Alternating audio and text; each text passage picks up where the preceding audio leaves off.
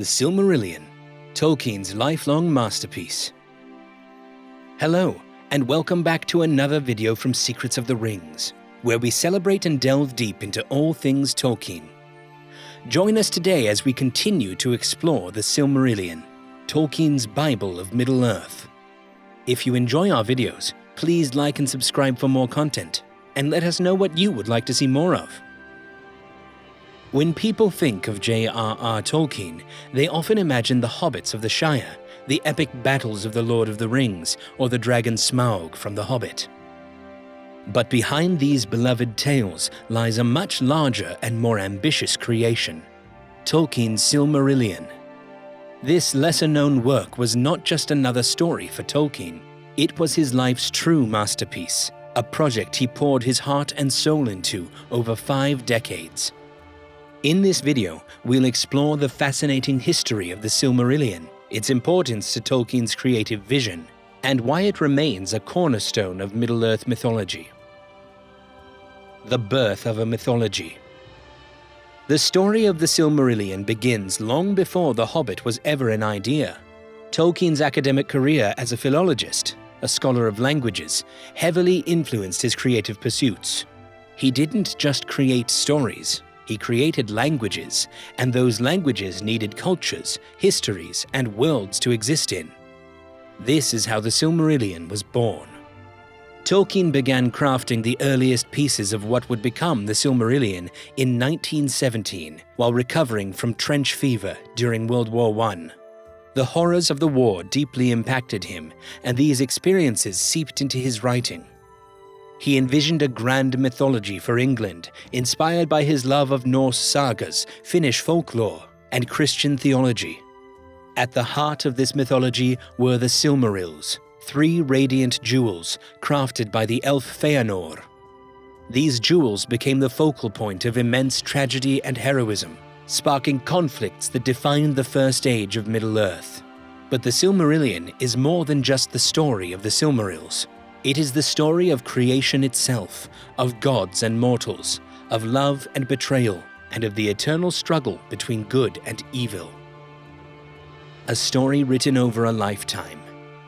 Unlike The Hobbit and The Lord of the Rings, which were written and published with relatively defined periods, the Silmarillion was an ongoing project throughout Tolkien's life. He constantly revised and expanded it, crafting new narratives and tweaking old ones. In many ways, it was a living document, evolving alongside Tolkien's own experiences and intellectual growth.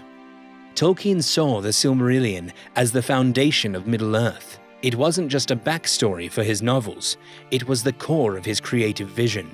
Without the Silmarillion, there would be no Sauron, no elves, and no epic battles for the fate of Middle-earth. The events of The Lord of the Rings and The Hobbit are merely the tip of the iceberg, while the Silmarillion delves into the rich, intricate history beneath the surface. Thematic depth. One of the reasons Tolkien considered the Silmarillion so important is its thematic depth. While The Hobbit is a charming adventure, and The Lord of the Rings is an epic tale of friendship and sacrifice, the Silmarillion explores profound themes of creation, power, pride, and loss. The book begins with Ainulindale, the story of how the world was created through a divine song by Eru Ilúvatar and the Ainur, angelic beings. This act of creation sets the stage for the rest of the mythology, introducing the theme of subcreation, a concept Tolkien was deeply passionate about. As a devout Catholic, Tolkien believed that humans, made in the image of God, are called to be sub-creators, imitating God's creativity through their own works. But the Silmarillion is not just about beauty and creation, it is also about the corruption of power. The crafting of the Silmarils by Fëanor is an act of incredible artistry, but it leads to pride, greed, and ultimately catastrophic conflict.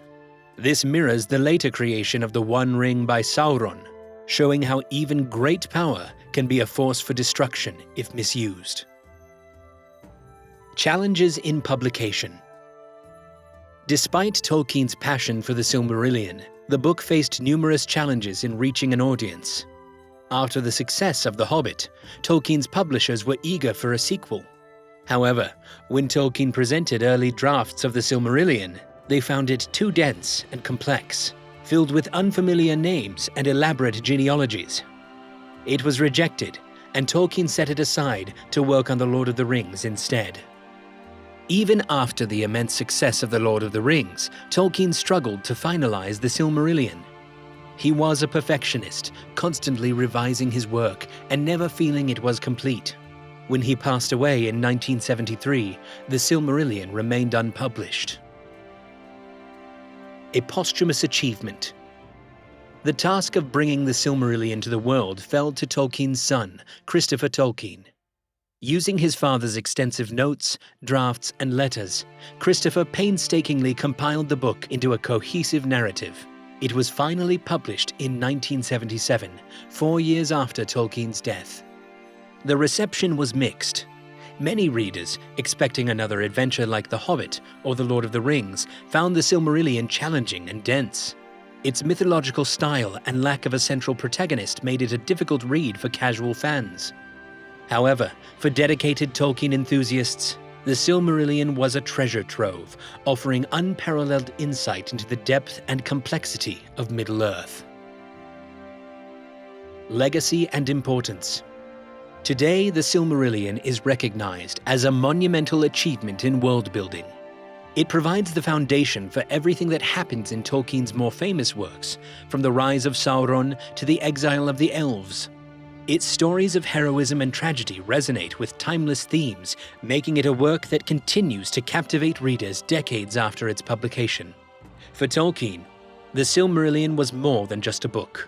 It was a reflection of his deepest beliefs, his love for language and storytelling, and his desire to create something timeless. In many ways, it's the purest expression of his genius, a testament to his dedication and imagination. So the next time you read The Lord of the Rings or watch the films, remember that beneath every epic battle and every heroic act lies the rich, intricate world of the Silmarillion. It's not just a companion to Tolkien's other works, it's the beating heart of Middle-earth itself. For now, farewell friends, and thank you again for tuning in to Secrets of the Rings.